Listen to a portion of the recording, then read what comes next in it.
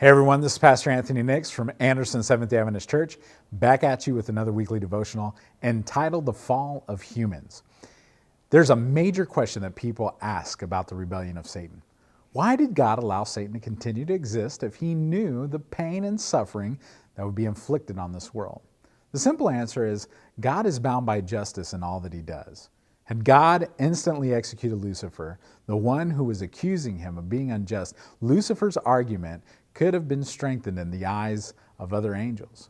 Suspicion would have run rampant had this beloved and most high of angels been suddenly destroyed.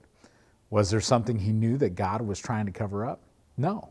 God would allow fairness to dictate his actions. The Bible makes something clear in Deuteronomy chapter 19 that the accused cannot sit in judgment over the accuser, neither can the accuser sit in judgment over the accused.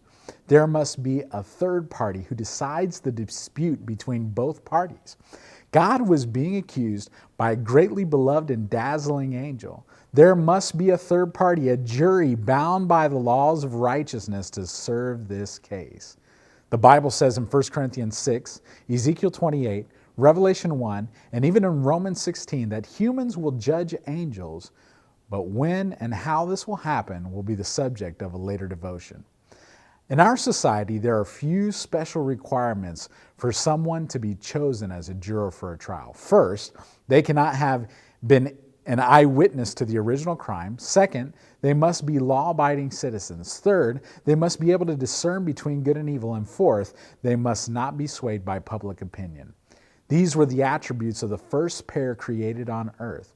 Recognizing Adam and Eve as the kings of the newly created earth, Satan set out to overcome them in hopes of bribing the jury. Approaching Eve in the garden, Satan told her that the same lies that he did to the angels in heaven. He told her that if she ate of the fruit of the tree, that they would be like God without having to obey God. Genesis 3:6 says that she took of the tree and gave some to her husband too. Satan now leads humans in the same separation from God that he had. This is how sin entered into the world. Satan has successfully bribed the jury, and if there is no jury, then there's no judgment. Would God go and destroy Adam and Eve for their transgression? Would he get rid of the tampered jury and start over? No. The depth of God's love would not allow it. God would institute the plan of salvation, a GPS, to bridge the gap of separation. Though the sentence of death was pronounced upon them by God, he also gave them the promise that a Redeemer would save repentant mankind and restore them as law-abiding jurors and citizens of heaven. And this promise came to them in Genesis 3:15.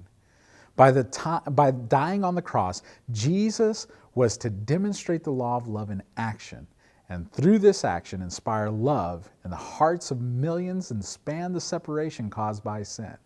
For this reason, Jesus said in John 14:15, "If you love me, keep my commandments." This is the true sign of love for God. There in the garden, that first animal was slain to cover the nakedness of the first pair, which was a sign of Jesus who would die to cover the nakedness of our sin. But what is this plan that God will institute to save us? What is the GPS that will take us back to God? Next week, we will share that plan with you as we go over the blueprint. If you found this devotion to be a blessing, there's more on this subject in the blueprint, God's GPS. All you have to do is comment below and ask for it, and we'll send it out to you free of charge. Have a blessed week.